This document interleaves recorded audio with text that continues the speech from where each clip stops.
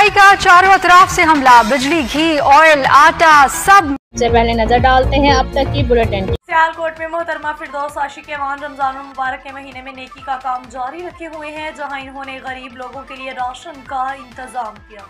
मोहतरमा फिरदौस आशिक एवान साहिबा रमजान मुबारक के पूरे माह में लोगों के लिए अफ्तारी का इंतजाम कर रही हैं। इसके अलावा इन्होंने अपने इलाके के गरीब लोगों में राशन भी तकसीम किया। इनका कहना था कि मुश्किल की इस घड़ी में हम आवाम के साथ खड़े हैं, आवाम की खिदमत हमारी अव्वलीन तरजीह है।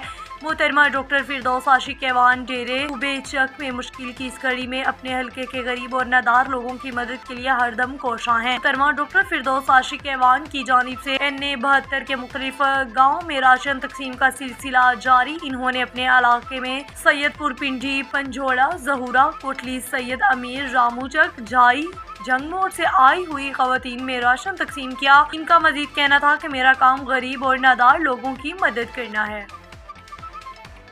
खाला, अब 10 रुपए में सबसे ज्यादा पाउडर, जो बनाए झाग ज्यादा और निकाले दाग ज्यादा। आज तो बड़े चमक रहे हो। वाह, क्या बात है। बोनस की